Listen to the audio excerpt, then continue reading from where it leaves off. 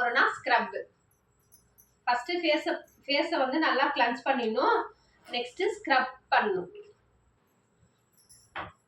கிளென்சிங்ல நமக்கு அந்த dirt circles எல்லாம் வந்துடும்.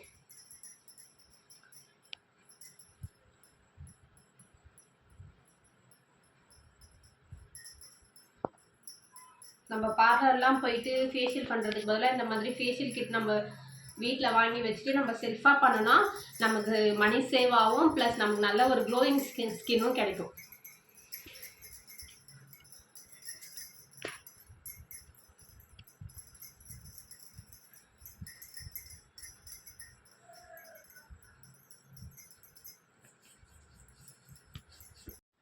நெக்ஸ்ட் என்ன பார்க்க போகிறோம்னா ஃபேஸ் மாஸ்க்.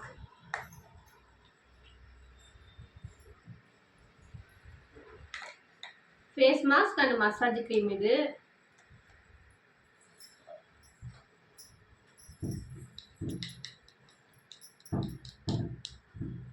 நல்லா ப்ரெஷ் வச்சு நல்லா பிளெண்ட் பண்ணிட்டு நம்ம ஃபேஸில் போட்டுக்குவோம். நல்லா ஃபேஸ் ஃபுல்லாக அப்ளை பண்ணிவிட்டு அதுக்கப்புறமா நம்ம வந்து மசாஜ் ஸ்டெப் ஸ்டார்ட் பண்ணணும். இது மசாஜ் பண்ணுறதுனால நம்ம ஃபேஸில் வந்து நமக்கு ஒரு ஃப்ரெஷ் கொடுக்கும், டிப்ரெஷன் குறையும், நமக்கு ஒரு நல்ல ஒரு எக்ஸசைஸ் பண்ண மாதிரி இருக்கும் நம்ம ஃபேஸுக்கு.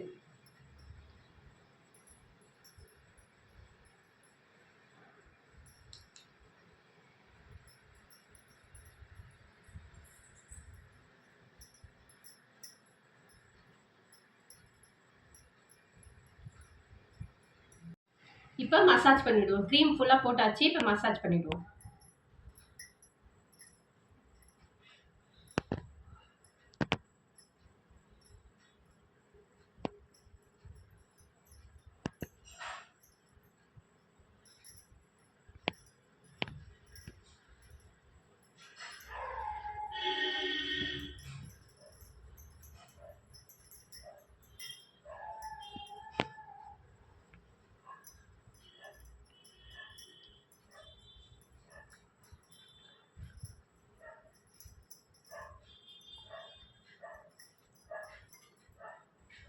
பார்க்க போறோம்னா ஃபேஸ் க்ரீம்.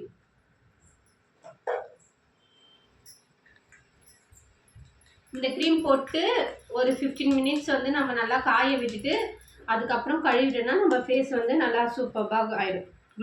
க்ளோயிங் ஸ்கின் ஆகி மாறிடும். அவ்வளோதான், ஃபேஷியல் முடிஞ்சிருச்சு. லாஸ்ட் ஸ்டெப் இது.